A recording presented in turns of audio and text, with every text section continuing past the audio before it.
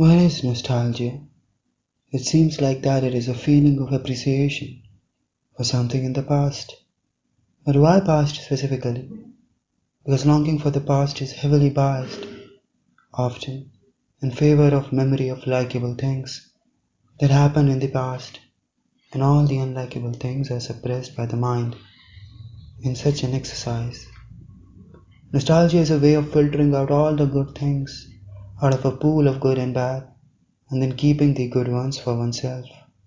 And yet, because all the bad things that come up with the good ones happened in the past, ignoring them does not make the person bear as much a cost as when he ignores the bad things affecting him in the present. Here, nostalgia might seem to be a kind of bad thing, an irrational exercise, and to some extent it is.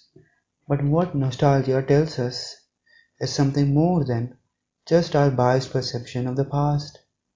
It tells us what we lost that we never wanted to, what all we sacrificed, even if for other things. Our circumstances often force us to accept things in whom our heart does not reside, and hence we long for the days when we did not have them. Why did we make the trade anyway, then? Desire to be free is also irrational, if not for all, at least for many. The desire to be free is to be free of a chain, a remnant of past pain that haunts. Freedom allows man to forge his own tale, and to his many a fellow man. And yet, when such freedom is obtained, nostalgia is created, because when one leaves his prison, he also leaves everything behind, both good and bad.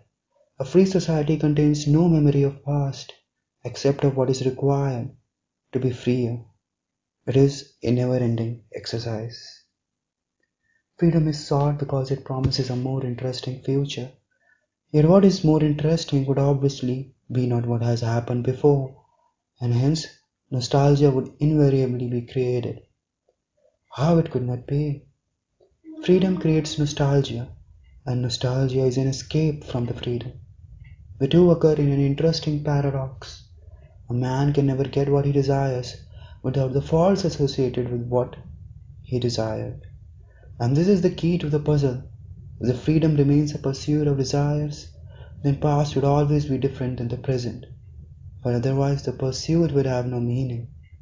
Yet if it is not, then both the nostalgia and the freedom can live together.